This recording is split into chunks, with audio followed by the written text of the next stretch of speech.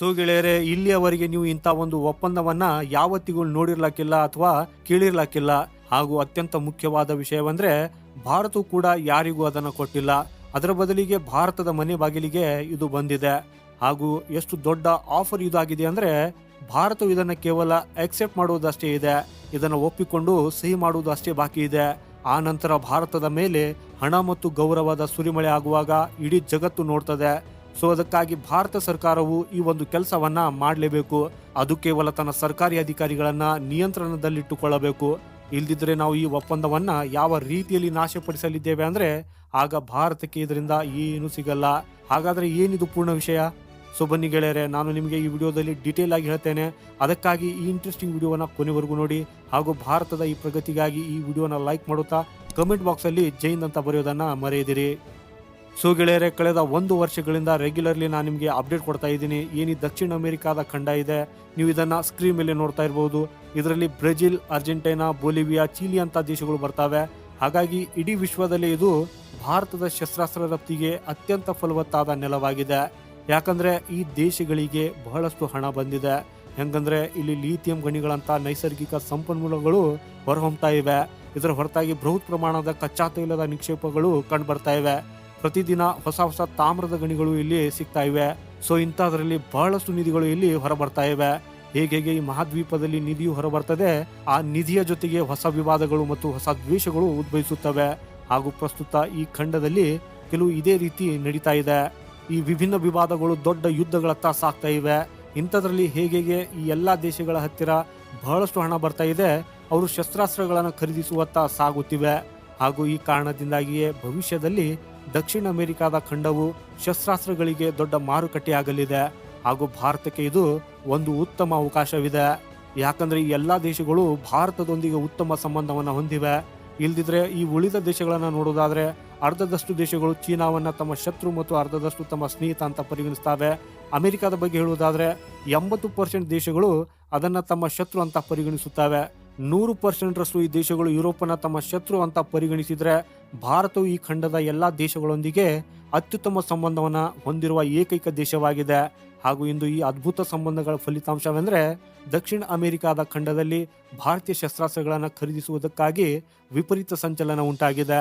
ಹಾಗೂ ಇದಕ್ಕಾಗಿ ಬ್ರೆಜಿಲ್ ಹೆಚ್ಚು ಬೇಡಿಕೆ ಇಟ್ಟಿದೆ. ನೀವು ನಿಮ್ಮ ಸ್ಕ್ರೀನ್ ಮೇಲೆ ನೋಡಿ, ಬ್ರೆಜಿಲ್ ಭಾರತದಿಂದ ಕೇವಲ 1 ಅಥವಾ 2 ಅಲ್ಲ, ಸುಮಾರು ಅರ್ಧ ಡಜನ್ರಷ್ಟು ವಿವಿಧ ರೀತಿಯ ಶಸ್ತ್ರಾಸ್ತ್ರಗಳನ್ನ ಖರೀದಿಸುವುದಕ್ಕಾಗಿ ಬಯಸ್ತಾ ಇದೆ ಅನ್ನೋದನ್ನ ಈ ಸಮಯದಲ್ಲಿ ಇಡೀ ಅಂತಾರಾಷ್ಟ್ರೀಯ ಮಾಧ್ಯಮ ಪ್ರಸಾರ ಮಾಡ್ತಾ ಇದೆ. ಅಂದ್ರೆ Tejas fighter air craft, Akash air defence system ಮತ್ತು ಬ್ರಹ್ಮೋಸ್ ಕ್ಷಿಪಣಿ, ಬ್ರಹ್ಮೋಸ್ ಎಂಜಿಕ್ ಕ್ಷಿಪಣಿ, ಅಸ್ತ್ರ ಕ್ಷಿಪಣಿ, ಈ ಎಲ್ಲಾ ಶಸ್ತ್ರಾಸ್ತ್ರಗಳನ್ನು ಖರೀದಿಸಲು ಕೇವಲ ಅವರು ಆಸಕ್ತಿ ಅಷ್ಟೇ ತೋರಿಸುವುದಲ್ಲದೆ ಭಾರತದ ಮನೆ ಬಾಗಿಲಿಗೆ ಈ ಅದ್ಭುತ ಆಫರ್ ಅನ್ನು ಕೂಡ ಕಳಿಸಲಾಗಿದೆ. ನೀವು ನೋಡುವಂತೆ ರಿಪೋರ್ಟ್ಗಳು ಏನು ಬರ್ತಾ ಇದೆ ಅಂದ್ರೆ ಬ್ರೆಜಿಲ್ ಭಾರತಕ್ಕೆ ಒಂದು ಆಫರ್ ಅನ್ನ ಕೊಟ್ಟಿದೆ. ಅಂದ್ರೆ ನೀವು ನಮ್ಮ ಕಡೆಯಿಂದ ಎಂಬ್ರೇರರ್ C-39 ಅನ್ನೋ ಟ್ರಾನ್ಸ್ಪೋರ್ಟ್ ವಿಮಾನವನ್ನ ತಗೊಳ್ಳಿ ಅಂತ ಹೇಳಿದೆ. ಹಾಗೂ ಗೆಳೆಯರು, ನಿಮಗೆ ಇದರ ಕೆಲಸ ಏನು ಅನ್ನೋದನ್ನು ಹೇಳುವುದಾದ್ರೆ ಇದು ಮಿಲಿಟರಿ ಸಾಮಾನುಗಳನ್ನ ಒಂದು ಸ್ಥಳದಿಂದ ಮತ್ತೊಂದು ಸ್ಥಳಕ್ಕೆ ಸಾಗಿಸುವುದಾಗಿದೆ. ಇದನ್ನ ಬ್ರೆಜಿಲಿಯನ್ ಕಂಪನಿ ಎಂಬ್ರೇರ್ ಮಾಡ್ತದೆ. ಸೊ ಬ್ರಾಜಿಲು, ನೀವು ಇದನ್ನ ನಮ್ಮ ಕಡೆಯಿಂದ ಖರೀದಿ ಮಾಡಿ, ಇದರ ಬದಲಿಗೆ ನಾವು ನಿಮ್ಮಿಂದ ತೇಜಸ್ ಅನ್ನ ಖರೀದಿಸುತ್ತೇವೆ ಅಂತ ಹೇಳಿದೆ. ಇದಲ್ಲದೆ ನಾವು Akash surface to air missile defence system ಅನ್ನು ಖರೀದಿಸುತ್ತೇವೆ. ಇದರ ಹೊರತಾಗಿ ನಾವು ನಿಮ್ಮಿಂದ ಬ್ರಹ್ಮೋಸ್ ಕ್ಷಿಪಣಿಗಳನ್ನು ಸಹ ಖರೀದಿಸುತ್ತೇವೆ. ಹಾಗೂ ಈ ಡೀಲಿಂದ ಈ 2 ದೇಶಗಳಿಗೆ ಪ್ರಯೋಜನಕಾರಿಯಾಗಿದೆ.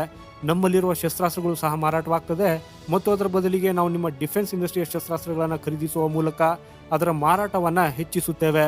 ಹಾಗೂ ಗೆಳೆಯರೆ, ಈ ಒಪ್ಪಂದದಿಂದ ಎಲ್ಲಕ್ಕಿಂತ ದೊಡ್ಡ ಲಾಭ ಭಾರತಕ್ಕೇನೆ ಆಗಲಿದೆ.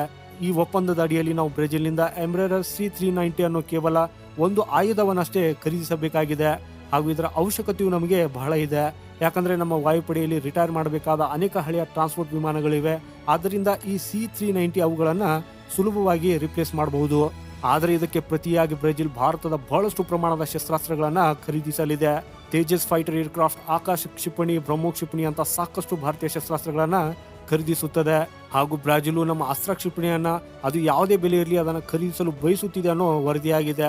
ಅಂದ್ರೆ ಹಾಗೆ ನೋಡುವುದಾದ್ರೆ ಭಾರತಕ್ಕೆ ಈ ಒಪ್ಪಂದವು ತುಂಬಾ ಅದ್ಭುತವಾಗಿದೆ. ಹಾಗೂ ನನ್ನ ಪ್ರಕಾರ ಭಾರತವು ಅದನ್ನ ಒಪ್ಪಿಕೊಳ್ಳಲೇಬೇಕು. ಯಾಕಂದ್ರೆ ಇದರಿಂದ ನಮ್ಮ ಶಸ್ತ್ರಾಸ್ತ್ರಗಳಂತೂ ಮಾರಾಟ ಆಗ್ತವೆ. ಅದರ ಜೊತೆಗೇನೆ ನಮ್ಮ ವಾಯುಪಡೆಯು ಅದರ ಅವಶ್ಯಕತೆಗೆ ಅನುಗುಣವಾಗಿ C-390 ಟ್ರಾನ್ಸ್ಪೋರ್ಟ್ ವಿಮಾನಗಳನ್ನು ಸಹ ಪಡೆಯುತ್ತದೆ.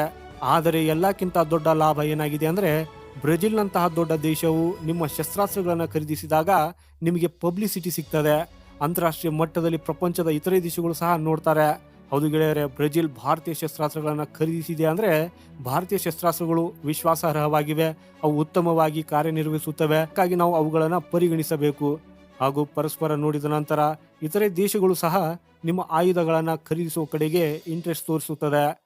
ಅಂದರೆ ಇದರ ಪರಿಣಾಮಗಳು ದೂರದವರೆಗೆ ತಲುಪುತ್ತದೆ ಎಂದರ್ಥ. ದೀರ್ಘಕಾಲದವರೆಗೆ ಅದರಿಂದ ಪ್ರಯೋಜನ ಸಿಗಲಿದೆ. ಹಾಗೂ ಅದಕ್ಕಾಗಿ ಈ ಒಪ್ಪಂದವು ತುಂಬಾ ಅದ್ಭುತವಾಗಿದೆ. ಈ ಕಾರಣದಿಂದಾಗಿ ಪ್ರಸ್ತುತ ಭಾರತ ಸರ್ಕಾರವು ಇದನ್ನು ಪರಿಗಣಿಸುತ್ತಿದೆ. ಹಾಗೂ ಭವಿಷ್ಯದಲ್ಲಿ ಇದರ ಬಗ್ಗೆ ಯಾವುದೇ ಅಪ್ಡೇಟ್ ಬಂದರೆ ತಕ್ಷಣ ನಾನು ನಿಮಗೆ ತಿಳಿಸುವ ಪ್ರಯತ್ನವನ್ನು ಮಾಡ್ತೇನೆ. ಸೊ ಆದ್ದರಿಂದ ಈ ಚಾನೆಲ್ಗೆ ಸಬ್ಸ್ಕ್ರೈಬ್ ಮಾಡೋದನ್ನು ಮರೆಯದಿರಿ. ಈ ವಿಡಿಯೋ ಇಷ್ಟವಾದರೆ ವಿಡಿಯೋ ಲೈಕ್ ಮಾಡುತ್ತಾ ಕಮೆಂಟ್ ಬಾಕ್ಸಲ್ಲಿ ನಿಮ್ಮ ಅಭಿಪ್ರಾಯವನ್ನು ತಿಳಿಸಿ. ವಂದೇ ಮಾತರಂ, ಭಾರತ್ ಮಾತಾ ಕಿ ಜೈ.